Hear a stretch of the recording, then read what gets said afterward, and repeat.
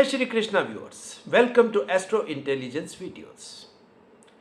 दर्शकों, आज हम चर्चा करेंगे ज्योतिष शास्त्र में और भगवान कृष्ण ने गीता में जिस चीज को सबसे ज्यादा महत्वपूर्ण माना और हमें कहा कि हम सब लोग उसे सबसे इंपॉर्टेंट माने, और वो सब्जेक्ट है हमारा मन। और मन को जानने के लिए अगर हम ज्योतिष शास्त्र की बात करें तो मन का स्थान होता है चतुर्थ, फोर्थ हाउस। अगर राशि की बात करें तो चौथी राशि होती है कर्क राशि। कर्क राशि कह लीजिए, चतुर्थ भाव कह लीजिए, यानी कि मन की लॉर्डशिप का स्थान। अब मन, दर्शकों, ज्योतिष शास्त्र में ऋषियों ने भी यही बोला और गीता में भगवान कृष्ण ने भी यही बोला कि मन सबसे इंपॉर्टेंट चीज है। जो इंसान जीवन को समझना चाहता है उसे अपने मन को समझना पड़ेगा। और जब मन को समझना है तो मन को समझने के लिए सीधी सी बात है, तो फोर्थ हाउस के अब हम अंदर चलेंगे। हालांकि बाहर से भी देखने की कोशिश करेंगे और फोर्थ हाउस के अंदर क्या पड़ा है वहां से भी समझने का प्रयास करेंगे। दर्शकों, सीधा सीधा अगर हम सुपरफिशियली देखते हैं तो फोर्थ हाउस के लॉर्ड हैं चंद्रमा। कर्क राशि के लॉर्ड भी चंद्रमा ही है। सो चंद्रमा अब कोई एक कांस्टेंट एंटिटी या फिक्स्ड एंटिटी नहीं है दर्शकों। ये हर कला के साथ बढ़ता जाता है। कभी ये अपने ऊंचाई की तरफ होता है यानी बढ़ने की तरफ होता है, और कभी ये नीचे जाना यानी कि कम होने की तरफ चलता है। और ये जो साइकिल है, इस साइकिल को हम बहुत स्पष्ट शब्दों में कृष्ण पक्ष और शुक्ल पक्ष के हिसाब से जानते हैं। सो यहां भी ये जो कृष्ण पक्ष नाम दर्शकों है, ये बहुत इंपॉर्टेंट नाम दिया गया है। कृष्ण का मतलब होता है काला, अंधकार। हालांकि वो एक अलग मैटर है कि आप कह सकते हो कि भगवान कृष्ण को हम नीले रंग में भी दिखाते हैं, मगर एक्चुअल में कृष्ण का जो शाब्दिक मीनिंग है वो है अंधकार, काला। सो एक पक्ष अंधकारपूर्ण और दूसरा पक्ष शुक्ल यानी कि प्रकाशपूर्ण। सो सीधी बात यहां से एक चीज समझ में आती है कि जो हमारा मन है ये आधे टाइम प्रकाश की ओर उन्मुख है और आधे टाइम ये अंधकार की ओर उन्मुख है। सो प्रकाश से ये यात्रा, मतलब हम कह सकते हैं कि शुरू होती है और अंधकार में जाती है। हालांकि कहने को हमेशा ये बोला जाता है कि हमारा जीवन अंधकार से प्रकाश की यात्रा है, मगर दर्शकों ऐसा एक्चुअल में नहीं है। लाइफ में जब हम देखेंगे तो लाइफ का संबंध हम लेते हैं हमारे जन्म से, और जन्म में हमें क्या मिलता है। अब आप इस चीज को बिल्कुल क्लियरली समझिए कि जन्म में हमें क्या मिला। जन्म के साथ हमें एक शरीर मिला, और शरीर के अंदर जब तक आत्मा की प्रविष्टि नहीं होगी तब तक हम मानेंगे नहीं कि यह शरीर जीवित है। सो शरीर के साथ जब जीवन एसोसिएट होता है तो उसके अंदर आत्मा या उस प्रकाश पुंज का आना जरूरी बात है। सो प्रकाश पुंज, अब प्रकाश पुंज ये सूर्य की बात होती है, आत्मा की बात होती है। सो हम कह सकते हैं कि जब जीवन का जो सबसे बड़ा मीनिंग की बात है वो है जीवन, और जीवन का संबंध हमारी आत्मा से या उस जीवनी शक्ति से है। और जब ये जीवनी शक्ति आत्मा हमारे शरीर में प्रविष्ट होती है तो इसके साथ एक बड़ी मिस्ट्री एंटिटी भी साथ में आती है, और वो मिस्ट्री है मन। तभी तो ऋषियों ने कहा कि इसको जानो, इसको समझो। भगवान कृष्ण ने हर जगह पे उन्होंने ये कहा कि आपके मन के अंदर जो चल रहा है, आपका जीवन कहीं ना कहीं उसी तरीके से निर्मित होता है। सो आज हमारी चर्चा यही है कि चाहे आप उसको कर्क लग्न कह लें, चाहे आप उसको चतुर्थ भाव कह लें, चाहे उसको मन की उत्पत्ति का स्थान कह लें, आज हम उस मन की परतों के अंदर जाकर मन को समझने का प्रयास करेंगे। सो बाहर से दर्शकों, जैसे मैंने आपको समझाया या बताया कि चतुर्थ भाव के देवता चंद्रमा है, और चंद्रमा कभी शुक्ल पक्ष में और कभी कृष्ण पक्ष में है। ये बाहरी बातें हैं, और ये बाहरी बातें आपको क्लियरली समझ। और अगर हम बात करेंगे कर्क राशि की, वहां पर आपको एक और खास बात मिलेगी, और वो मिलेगी कि वहां पर जुपिटर यानी कि ज्ञान के देवता वहां एग्जॉल्ट होते हैं। अब ये है बाहरी संबंध। अब जैसे दर्शकों मैंने आपको समझाया कि जीवन प्रारंभ होता है आत्मा की एंट्री के साथ। अब आत्मा शरीर में आ गई, बच्चे के शरीर जीवित हो गया। हम कहते हैं कि जीवन के साइन सिम्टम्स दिखाई देने शुरू हो गए। मगर ज्योतिष शास्त्र दर्शकों यहाँ पर कुछ चीज़ें बहुत खूबसूरत तरीके से भी बताता है। और ज्योतिष शास्त्र में आप देखिए, चतुर्थ भाव को हम कहते हैं ये सुख स्थान है। सो कहीं ना कहीं किसी के भी जीवन का सुख उसके मन के अंदर पड़ा है। और मन तो हमेशा हम कहते हैं भागने वाला है, खेलने वाला है, कभी कम हो रहा है, कभी बढ़ रहा है, कभी हाई में जा रहा है, कभी लो में जा रहा है। तो मन तो ऐसा ही है, मगर जीवन का सुख मन के अंदर पड़ा है। और दर्शकों, जिस ज्योतिष शास्त्र के स्टूडेंट ने मन को नहीं समझा तो ज्योतिष शास्त्र उसको समझ में नहीं आएगा। भगवान कृष्ण को आप जितना मर्जी सुनते रहो, 10-20 बार, 50 बार, 100 बार गीता का पाठ करते रहो, जब तक आपने भगवान कृष्ण द्वारा बताए गए रास्ते पे, उन्होंने कहा मन को समझो। जब तक हम मन को नहीं समझ पाएंगे तो हम ना गीता के सार को समझ पाएंगे, ना एक्चुअल वर्ड ये है जीवन के सार को समझ पाएंगे। सो जीवन को समझने के लिए, जीवन के सुख को समझने के लिए मन को समझना बहुत ज़रूरी है। तभी आप देखिए, हम लाइफ में जो भी करते हैं उसके पीछे सुख की कामना होती है। बच्चा पढ़ के अगर उसको नंबर अच्छे नहीं आएंगे तो उसको सुख नहीं मिलेगा। हम करियर में जितनी मर्जी प्रोग्रेस कर ले, बड़े से बड़े कम्पिटिटिव एग्ज़ाम्स निकाल ले, मगर कम्पिटिटिव एग्ज़ाम्स निकालने के बाद आप अगर IAS IPS भी बन गए और उसके बाद आपके मन के अंदर अगर सुख नहीं आया तो कहीं ना कहीं कोई बात मिसिंग थी जो आप समझ नहीं पा रहे थे। सो दर्शकों, मन को समझना, अपने जीवन को समझना और अपने जीवन में सुख को समझना, ये कहीं ना कहीं हर इंसान के लिए मोस्ट इंपॉर्टेंट बात है। सो दर्शकों, ये तो थी बाहर की बात। अब थोड़ा सा इस चीज को अंदर समझते हैं कि अंदर क्या पड़ा है। अंदर जब भी हम कर्क राशि की बात करेंगे तो कर्क राशि में हमें अंदर नक्षत्र मिलेंगे। बाहर से तो ये बाहर से दिखाई देता है कि ये प्लैनेट्स का खेल है, मगर जब हम अंदर जाते हैं तो नक्षत्र आ जाते हैं। और नक्षत्र के बारे में बोला जाता है कि ये फिक्स्ड एंटिटी है। चंद्रमा कम हो सकता है, चंद्रमा बढ़ सकता है, मगर नक्षत्र तो बदलने वाले नहीं हैं। नक्षत्र तो ये फिक्स चीज है।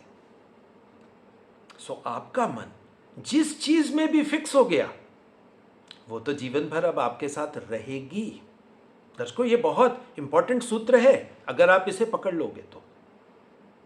सो जिसका मन जिस नक्षत्र में और जिस पद में स्थापित हो गया, स्थित हो गया, यानी कि वो उसका परमानेंट वास हो गया, परमानेंट वो उसका घर हो गया। अब उसी में आगे की संभावनाएं हो सकती हैं। किसी चीज को हम बढ़ा सकते हैं, किसी को कम कर सकते हैं, मगर वो संभावनाएं हैं। मगर अगर हम किसी चीज की परमानेंसी की बात करते हैं तो वो जगह होगी जहां पर आपका मन स्थित हुआ। अब स्थित दर्शकों, किसी भी राशि में नक्षत्र होंगे, मगर पद हमें 9 ही मिलने हैं।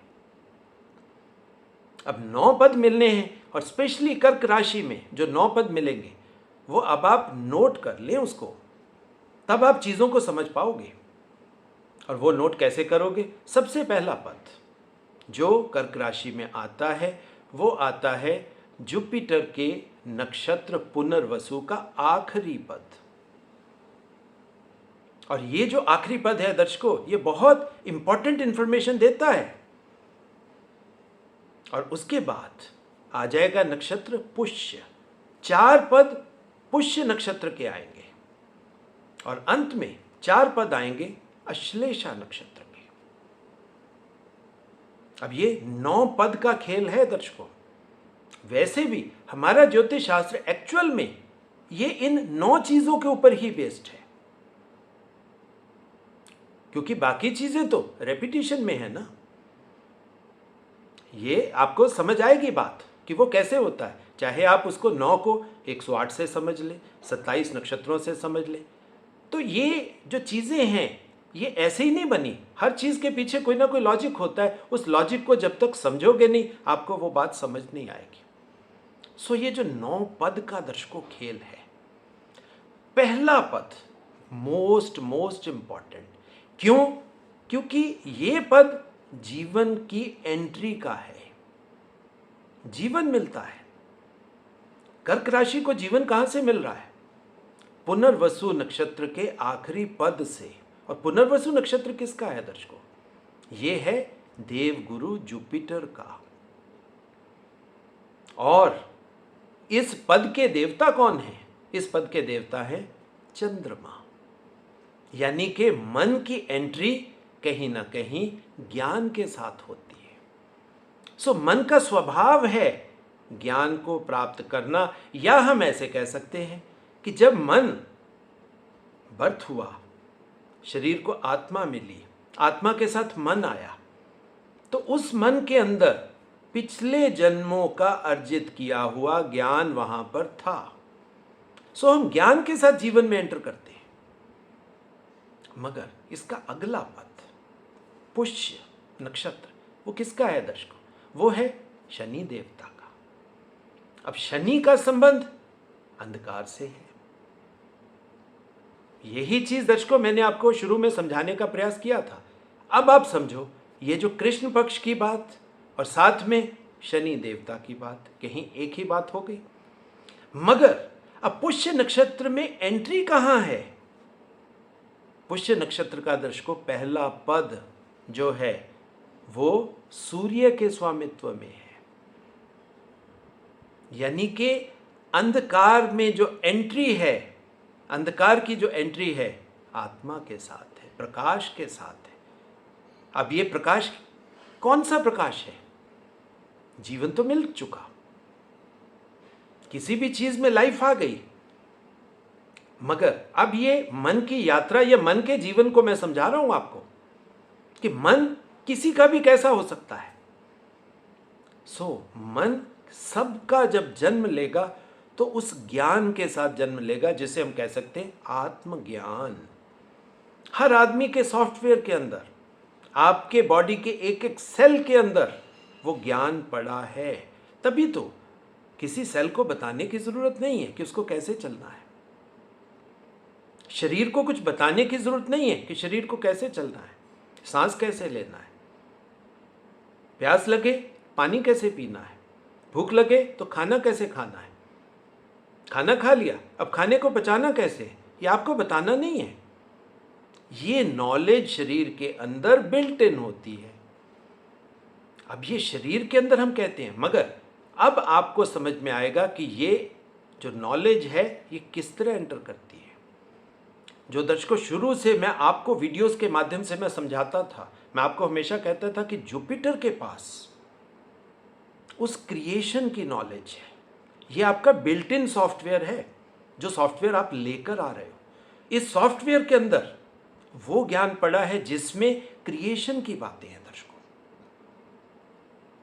कि आपका शरीर कैसे बना, शरीर के अंदर हर सेल के अंदर किस तरह की संभावना है, शरीर को कैसे काम करना है, शरीर का डीएनए क्या है, शरीर के जेनेटिक्स क्या है। ये इंफॉर्मेशन अब आप क्लियरली समझ सकते हो। ये कहां पर आई? ये मन के अंदर आई। मन से हर चीज संचालित होती है, क्योंकि ज्योतिष शास्त्र कुछ चीजों में, जैसे मैंने कहा, बहुत स्पष्ट इंफॉर्मेशन देता है। और वो स्पष्ट इंफॉर्मेशन ये है कि मन से हर चीज संचालित होती है। जब चीज़ मन से संचालित होती है तो सीधी एक बात है, तो मन को पढ़ना ये सबसे इंपॉर्टेंट बात होगी।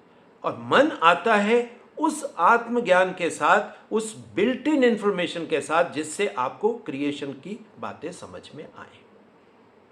और उसके बाद वो जो देवगुरु जुपिटेरियन नॉलेज है, उसका पुष्य नक्षत्र का जो अगला पद है वो सूर्य के स्वामित्व का है। यानी अगर हम उस बेसिक इंफॉर्मेशन को जो हम पीछे से कैरी फॉरवर्ड करके लाए थे, अगर हम उसी दिशा में आगे गति करते हैं या आत्मा की तरफ गति करते हैं।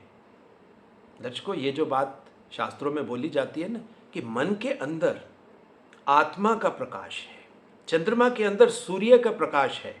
अब आप समझ सकते हो कि ये कौन सी बात बोली गई है। ये दर्शकों, यही बात बोली गई है कि पुष्य नक्षत्र का पहला पद सूर्य के स्वामित्व का है। अब सूर्य के स्वामित्व का पहला पद आ गया। सो आपका ज्ञान आत्मोन्मुखी होना चाहिए, यानी कि आत्मा की अन्वेषण की खोज, यानी कि आत्मा की खोज की तरफ, आत्मा को जानने की तरफ आपके कदम होने चाहिए। मन का स्वभाव ऐसा होना चाहिए। और वैसे भी कर्क राशि में आप देखिए जुपिटर एक्सॉल्ट कर रहा है। देवगुरु जुपिटर यहां पर आप देखिए कितना स्ट्रांग हो जाते हैं। अब उसके बाद पुष्य की अगर हम बात करें तो पुष्य का संबंध हमारे पोषण के साथ है। अब दर्शकों, यही चीज भगवान कृष्ण ने गीता में आपको बहुत स्ट्रांगली समझाई। उन्होंने कहा कि आपका जीवन आपके मन के अंदर जो विचार आप बनाते हो, मन के अंदर जो आपके भाव बनते हैं, जो आपका इंटेंट बनता है, आपका जीवन उसी के ऊपर निर्मित हो जाता है। कितनी बड़ी बात। और ये जो निर्माण का खेल है, निर्माण का खेल तो जुपिटर से शुरू हो गया, उस नॉलेज से शुरू हो गया। अब उस नॉलेज के अंदर आत्मा भी आ गई, यानी कि जीवन आ गया। और जैसे ही दर्शकों जीवन आया यहां पर, जीवन बिना कर्म के तो होगा नहीं। और जीवन को बढ़ने के लिए हमेशा अंधकार चाहिए। ग्रोथ दर्शकों डे का सब्जेक्ट ही नहीं है, ग्रोथ हमेशा रात को होती है। तभी तो शास्त्रों में यह हमेशा कहा जाता है कि ऋषि वो है जब बाकी सभी प्राणी सो रहे होते हैं तो ऋषि जागृत अवस्था में होता है। वो जाग रहा है, अवेयर है अंधकार में, क्योंकि अंधकार की जो साइलेंस है वो साइलेंस उसे उस आत्मा को समझने में, आत्मा अब जुपिटेरियन ज्ञान है, वो ज्ञान कहीं से तो मिलेगा। अब उस ज्ञान के शब्दों को सुनने के लिए वो साइलेंस जोन आपके लिए काम करता है। सो कर्क राशि कह लीजिए, चतुर्थ भाव कह लीजिए, या जीवन का सुख कह लीजिए। अब सुख दर्शकों कहाँ पे मिला? उस ज्ञान में पड़ा है, उस आत्मा को जानने में पड़ा है। और उसी दिशा में पुष्य के थ्रू जो पोषण मिलेगा हमें, यही तो न्यूट्रिशन है। इस न्यूट्रिशन से ही दर्शकों हमें सुख मिलता है। अब अगले पद आप सीधा सीधा खोज सकते हो। मैंने सूर्य के पद की बात करी, सूर्य के बाद मरकरी का पद आ जाएगा, मरकरी के बाद वीनस का पद आ जाएगा। दर्शकों, अब यही तो बात थी। मरकरी यानी कि लर्निंग प्रोसेस, मन तीसरी कला में लर्निंग में जा रहा है। पहला पद जुपिटर, दूसरा पद सूर्य, तीसरा मरकरी के उस लर्निंग एस्पेक्ट में। मगर मरकरी तो दर्शकों पृथ्वी तत्व का है, मेटीरियल प्लेनेट है। तभी तो मन के अंदर उसी तरह की चीजें जाएंगी। मन का सुख पदार्थ से आता है, चीजों से आता है। तभी तो घर चाहिए, घर के साथ सुख के सामान चाहिए। और जितने भी घर से लेकर सुख के सामान हैं वो क्या है? सब मटेरियल तो हैं। अब कोई भी चीज जिसको हम पदार्थ से यानी कि अपने से बाहर से लेंगे तो उसके लिए हमें कर्म करना पड़ेगा। सो ये कर्म कैसे आता है, कर्म का एसोसिएशन क्या है, दर्शकों इस चर्चा में आपको ये समझ आ सकता है। उसके बाद का आगे का पद वो चला गया शुक्र में, शुक्र की लॉर्डशिप में। तो सीधा सीधा ऋषियों ने चतुर्थ भाव के साथ माता भूमि वाहन एसोसिएट कर दिए ना, शुक्र की वो वाहन के साथ, वो ऐश्वर्य के साथ कि आपको आराम मिले।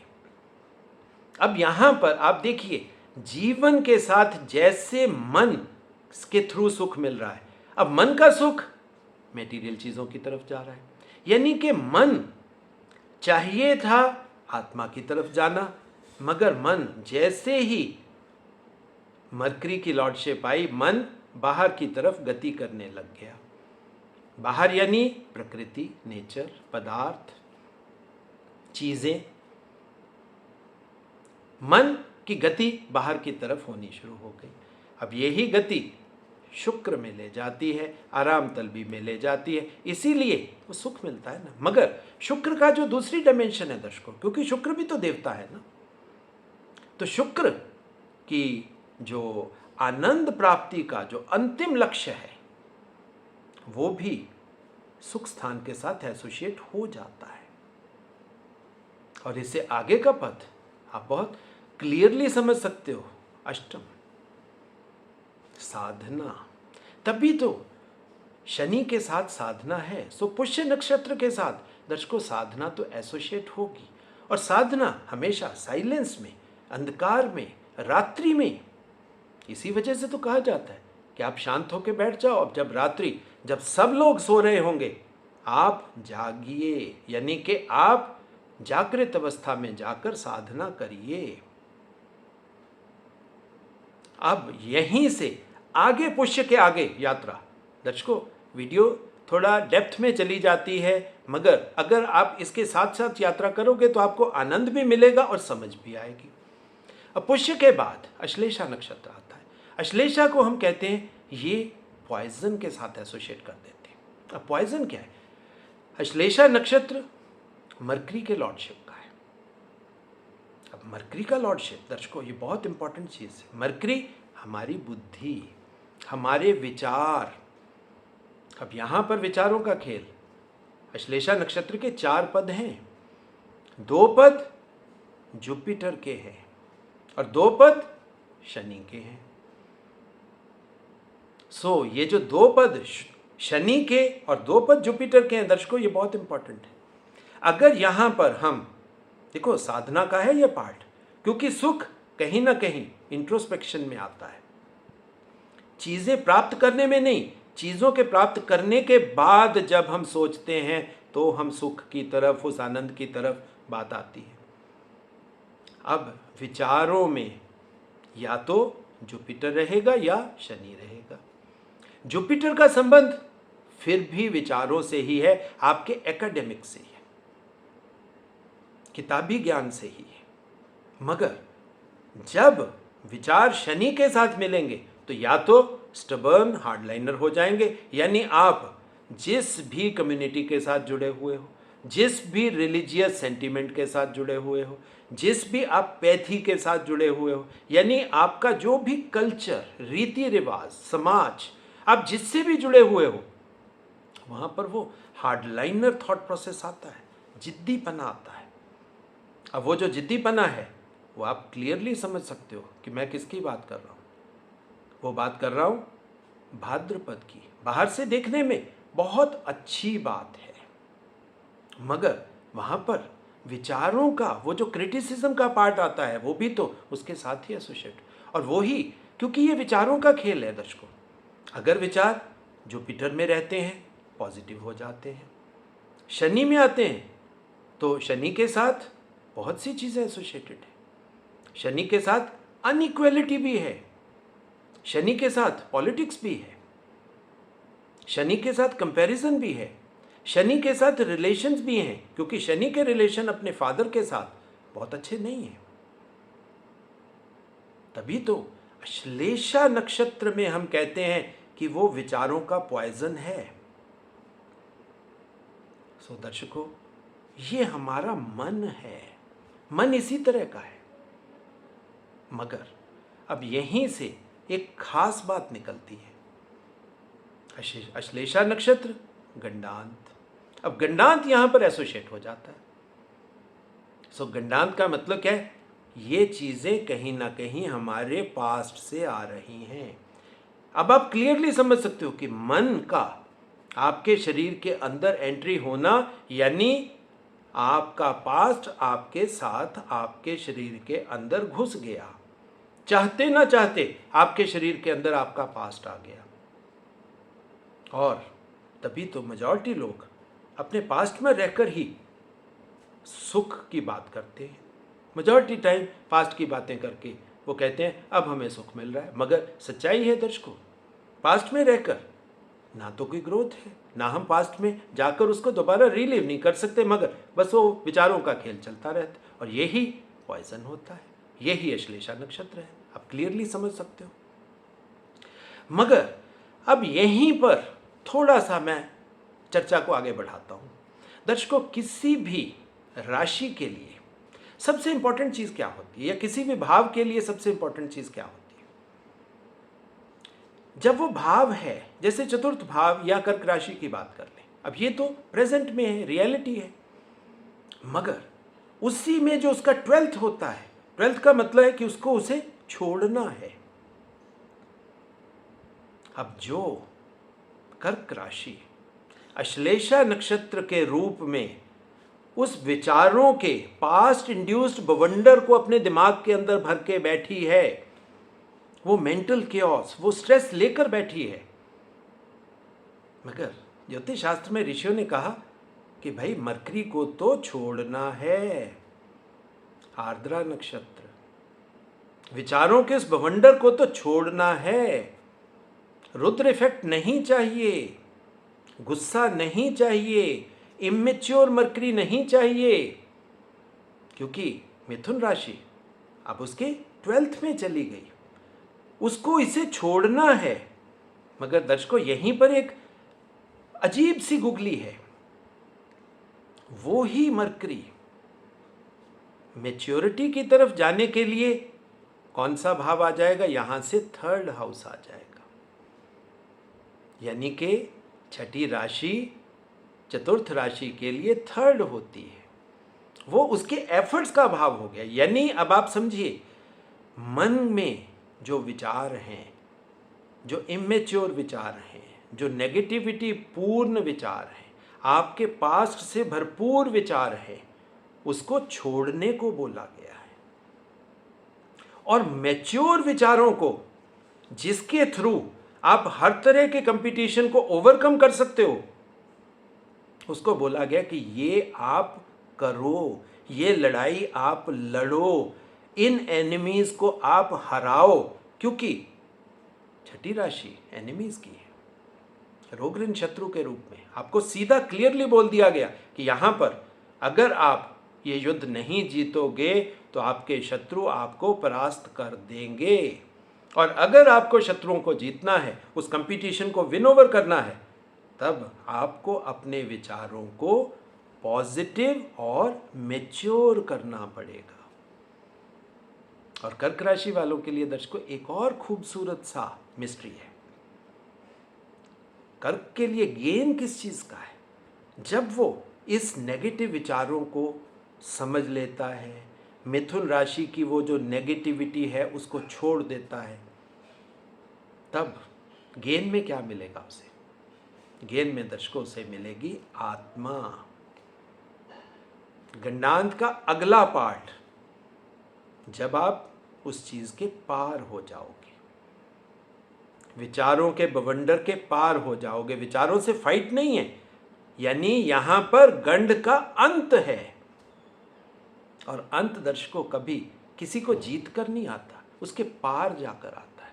तो जो शास्त्रों में बोला जाता है ना कि हमें उस चीज के पार जाना है, उस लड़ाई करेंगे तो हम उस चीज के साथ फंस गए, हमने उसे पकड़ लिया, तभी तो उसके साथ लड़ाई कर रहे हैं।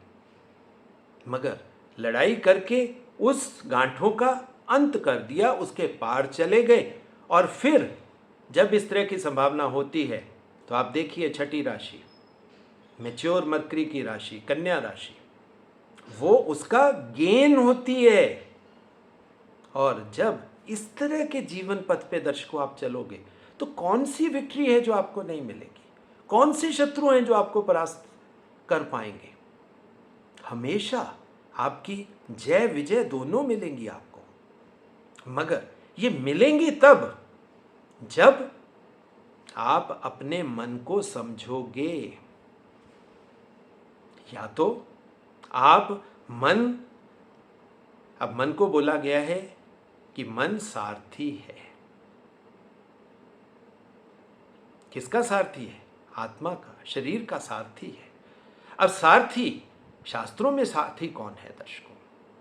सो मन कृष्ण जैसा होना चाहिए, अल्टीमेट नॉलेज वाला होना चाहिए, सबसे बड़ा गुरु होना चाहिए। मन के अंदर भगवान कृष्ण बैठ गए जिसके, दर्शकों अब कौन सा युद्ध रह गया जो आप नहीं जीत पाओगे? आपकी पूरी सेना दुर्योधन ले जाए, सारे रिसोर्सेज दुर्योधन ले जाए, बहुत बड़ी सेना इकट्ठी कर ले, आप चाहे आपके पास सिर्फ वो 5 रिसोर्स होंगे, तब भी ये वो पंच महाभूति हैं दर्शकों, जो गीता के माध्यम से हमें समझाए गए कि अगर सब कुछ चला जाए, आपके पास पंच महाभूत यानी एक शरीर ही बच गया, तब भी आपको दुनिया में कोई परास्त नहीं कर सकता। क्यों? क्योंकि आपके मन के अंदर कृष्ण बैठे हैं, क्योंकि कृष्ण ही तो आपके सारथी बन गए। जिसके मन के अंदर इंटेंट में भगवान कृष्ण आ गए, अब आप बताइए उसका कोई भी कर्म कैसे अच्छा नहीं होगा। अब यहीं पर दर्शकों एक छोटी सी बात और आती है। मन के अंदर भगवान कृष्ण हों, बट कर्म में आपके एकेडमिक्स ही होते हैं। कर्म आपका एकेडमिक्स के थ्रू है। पुष्य नक्षत्र में चाहे समझ लीजिए, चाहे कर्क राशि के सामने वाली राशि मकर राशि, आपका कर्म स्थान, कर्म स्थान में आप देखिए जुपिटर आपके स्टोर में रहता है, एकेडमिक्स आपके स्टोर में रहेंगे। मगर तभी तो एक बात है, शास्त्रों की नॉलेज नहीं, आपके पास्ट की किसी की नॉलेज नहीं, आपके अपने पंच महाभूत से उपजी हुई नॉलेज, आपका हाथ जगन्नाथ, क्योंकि कर्म आपके हाथ का, आपकी मुट्ठी का सब्जेक्ट है दर्शकों। सो जो एक्सपीरियंसेस आप अपने कर्मों से अर्जित कर रहे हो, मन के अंदर सारथी के रूप में कृष्ण को बिठा के चल रहे हो, तो कृष्ण तो फिर अब आपको भटकने देगा ही नहीं। यह आप क्लियरली समझ लीजिए कि कैसा सारथी आपका होना चाहिए, कैसा मन होना चाहिए। और इसी वजह से जिस मन के अंदर कृष्ण हो गए तो सुख स्थान हो ही गया। अब उससे बड़ा सुख स्थान क्या होगा दर्शकों? सो दर्शकों, ये था मेरा, चाहे आप 4th हाउस कह लीजिए, कर्क राशि कह लीजिए, सुख स्थान कह लीजिए, इसको समझाने का तरीका। अब थोड़ी सी चीज यहां पर बची है जिसको मैं चाहता हूं कि आप और क्लियरली समझें। इस सुख स्थान का भी सुख स्थान होगा ना आगे, उसमें शरीर की बात नहीं कर रहा हूं जो पहले भाव में जन्मा है, मैं उस शरीर की बात कर रहा हूं, उस मन के शरीर की, यानी कि मन की उत्पत्ति का स्थान। मैंने स्टार्टिंग में यही वर्ड बोला था कि मन की उत्पत्ति का स्थान चतुर्थ है। सो अगर आपका मन उस तरह के भगवान कृष्ण की नॉलेज वाला मन की उत्पत्ति आपके अंदर हो गई, तो फिर अब आप देखिए कि आपका सुख कहाँ पड़ा होगा। तो आपका सुख पड़ा होगा तुला में, 7th हाउस में, मोस्ट बैलेंस्ड हाउस, समभाव, 100% अवेयरनेस वाला भाव, स्वाति नक्षत्र वाला भाव, जिसमें बैलेंस है और जिसके मन में कृष्ण बैठ ही गए, जिसके सारथी ही कृष्ण हो, अब तो वो तो जीवन में जो मर्जी कर्म कर ले। अब उसके लिए कोई पर्टिकुलर एकेडमिक्स, कोई पर्टिकुलर शास्त्र इतना इंपॉर्टेंट नहीं रहा, क्योंकि फिर तो 100% शास्त्र आपके अंदर आके बैठ गए। मगर ये होगा कैसे दर्शकों, ये अब बहुत बहुत इंपॉर्टेंट बात है जो इस वीडियो के मैंने आपके लिए एंड में रखी है। कर्क राशि का सेंट्रल पॉइंट क्या है? सेंट्रल पॉइंट है पुष्य नक्षत्र। पुष्य नक्षत्र शनि का है, और शनि को जब हम कर्क राशि से देखते हैं, इसी सब्जेक्ट को, कर्क राशि से एफर्ट का भाव कौन सा है? वो है उसका थर्ड यानी कि कौन सा? कन्या राशि, 6th। जब हम छठे की बात करते हैं तो छठे का संबंध तो शनि के कारक के रूप में सेवक का है। अब बात को क्लियरली समझना होगा आपको। मन आपका सारथी है, तो शरीर कौन हुआ? तो शरीर तो अर्जुन हुआ। तो उस अर्जुन को उस कृष्ण का सेवक बन जाना चाहिए। और जब तक उस शरीर के अंदर अहंकार होगा कि मैं राजा हूं, तब तक दर्शकों ये कैसे घटित होगा? शनि के जो पुष्य नक्षत्र के थ्रू उस रूप की बात है, क्योंकि वहां पर लॉर्डशिप जो पद की मैंने आपको समझाई थी, जहां पर मरकरी के बारे में मैंने आपको समझाया था, वही तो सेवा का बात थी। तो सीधी एक बात है, अर्जुन को भगवान कृष्ण का सेवक बन जाना चाहिए। हालांकि भगवान कृष्ण आपको कहेंगे कि आप मेरे सखा हो। ये बड़ा खूबसूरत सा रिलेशनशिप है, मगर ये रिलेशनशिप ऐसे ही डेवलप नहीं होगा। ये बहुत गहन समर्पण की बात है, इंटरनल सरेंडर।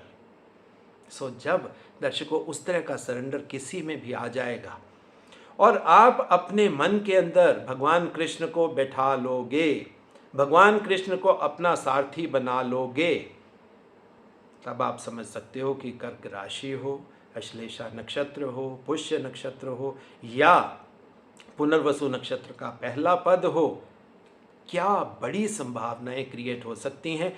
दर्शकों, इन चीज़ों को थोड़ा सा अंदर जाकर समझिए।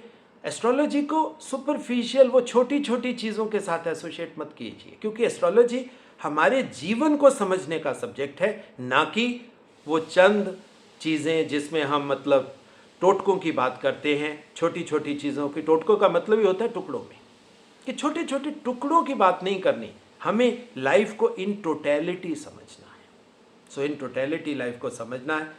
तो आज के इस चर्चा में मैंने आपको, चाहे आप अर्जुन हो, विक्ट्री अर्जुन को ही मिलनी है, मगर मिलनी है भगवान कृष्ण के माध्यम से। दोबारा से जय श्री कृष्ण सबको दर्शकों। अब बाकी दर्शकों जो निवेदन, उसी तरह एक सेवक की तरह मैं आप सबसे वो निवेदन करता हूँ कि एस्ट्रो इंटेलिजेंस चैनल को ज़्यादा से ज़्यादा लाइक करें, शेयर करें, सब्सक्राइब करें, बेल आइकन भी साथ में ज़रूर दबाएं, ताकि ज्ञान की गंगा घर घर तक पहुँचे। और जो दर्शक अपने चार्ट मुझसे एनालाइज करवाना चाहते हैं या हमारे इंस्टीट्यूट में एडुकेशन लेना चाहते हैं, उन सभी दर्शकों के लिए मेरा एक ही फ़ोन नंबर है दर्शकों, दैट इज़ 9881164480। उसी के माध्यम से आप मुझसे संपर्क स्थापित कर सकते हो। पहले भी करते थे, आज भी कर सकते हो, आगे भी करते रहोगे। वो ही मेरा एक फ़ोन नंबर रहेगा, उसी के माध्यम से हम मिलते रहेंगे। दर्शकों, इसी तरह की अच्छी ज्ञानवर्धक वीडियोस आने तक, आगे की वीडियो आने तक इंतज़ार करिए, और तब तक बहुत बहुत प्यार, बहुत बहुत आशीर्वाद।